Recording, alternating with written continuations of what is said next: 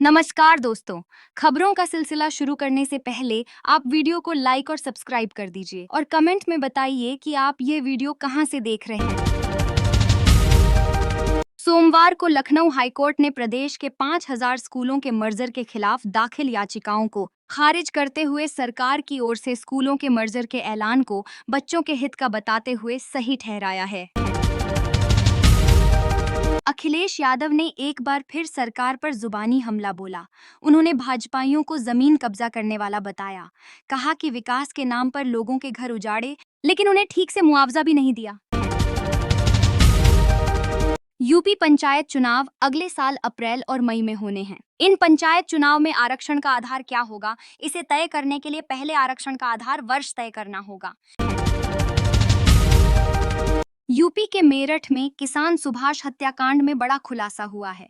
मां और बेटी ने प्रेमियों के साथ मिलकर सुभाष की हत्या कराई थी। सुभाष प्रेम प्रसंग का विरोध कर प्रताड़ित करता था। पुलिस ने आरोपी मां बेटी समेत 5 को गिरफ्तार किया है। उत्तर प्रदेश सरकार में पंचायती राज मंत्री ओम प्रकाश राजभर ने शनिवार को योजनाओं की समीक्षा की। इसके बाद पत्रकारों से बातचीत में उन्होंने गांवों में चौपाल लगाने की बात कही। कहा कि ग्राम चौपाल में हर समस्या का समाधान कराया जाएगा। सफाई कर्मी गांव में अनिवार्य रूप से उपस्थित रहें, इसके लिए भी व्यवस्था बनाई जा रही है। 30 जुलाई से सावन का महीना शुरू हो रहा है। उससे पहले कांवड़ यात्रा की तैयारियां जोरों पर हैं। 11 जुलाई से भगवान शिव के भक्त कांवड़ लेकर शिवालयों के लिए निकलेंगे, लेकिन भक्ति वाली इस यात्रा से पहले सियासत शुरू हो गई है।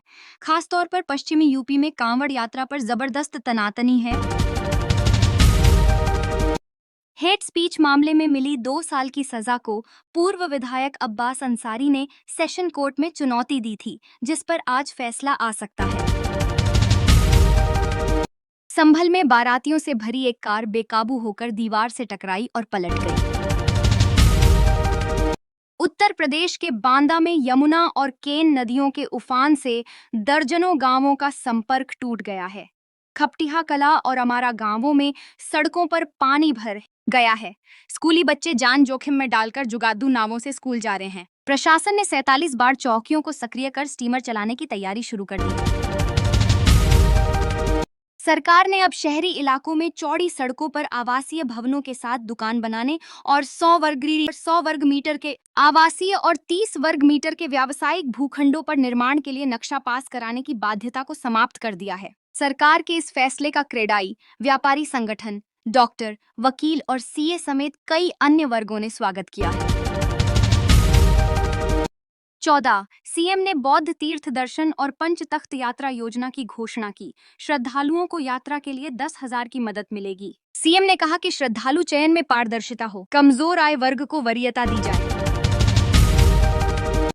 मथुरा के चौमुहा थाना जयंत क्षेत्र के गांव भरतिया में आंबेडकर प्रतिमा को क्षतिग्रस्त कर दिया। गांव में तनाव की स्थिति को देखते हुए पुलिस बल तैनात है। तहरीर के आधार पर पुलिस ने एक नामजद व अज्ञात के खिलाफ मुकदमा दर्ज कर लिया है। प्रतिमा क्षतिग्रस्त करते युवक सीसीटीवी में नजर आ रहा है। उत्तर प्रदेश में मक्का उत्पादन बढ़ाने के लिए नई किस्में तैयार की जाएंगी। यही नहीं, बैठक में मक्के से एथेनॉल बनाने पर भी चर्चा की गई। अंतर्राष्ट्रीय मक्का एवं गेहूं सुधार केंद्र मेक्सिको के साथ मिलकर काम होगा। आग से लाखों रुपए का सामान जलकर खाक हो गया। आग पर काबू पाने के लिए 13 गाड़ियां मौके पर पहुंची। रात करीब 9 बजे आग पर काबू पाया गया। विधायक श्याम प्रकाश लगातार अपनी पोस्ट के जरिए प्रशासनिक अधिकारी और सरकार को घेरते आ रहे हैं। श्याम प्रकाश लगातार अपनी सरकार में अधिकारी और सरकार पर सवाल खड़े कर चुके हैं। केंद्रीय टीम के सुझाए गए रणनीति पर नेत्रदान एवं कार्निया प्रत्यारोपण में गति लाने हेतु नेत्र विभाग बीएचयू के सहयोग से वाराणसी में 10 नए विजन सेंटर खोलने की तैयारी की जा रही है। जिले के नानौता कस्बे में शनिवार देर रात शिया समुदाय के लोगों ने मजलिसों का आयोजन किया था।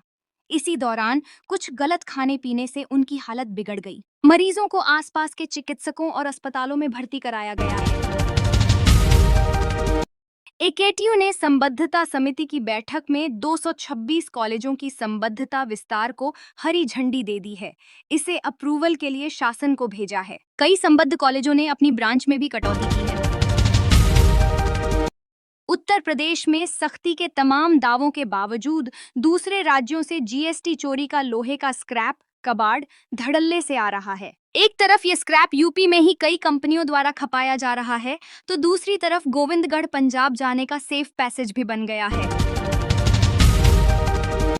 यूपी में मानसूनी बारिश का क्रम जारी है। आने वाले दिनों के लिए मौसम विभाग ने कहीं कम तो कहीं ज्यादा बारिश का अलर्ट जारी किया है। आज उत्तर प्रदेश कैबिनेट की बैठक में 30 प्रस्तावों को मंजूरी दी गई, जिनमें एक्सप्रेस वे विकास योजनाएं, रोजगार और शिक्षा से जुड़े प्रस्ताव शामिल हैं। अयोध्या में एनएसजी हब बनेगा। इटावा सफारी पार्क में अब बाघों का दीदार भी होगा। चीन द्वारा डीएपी की आपूर्ति रोकने से किसानों के लिए चुनौती बढ़ गई है। गाजीपुर में फर्जी रक्तदान करने वाले सपा नेता को पद से हटाया गया।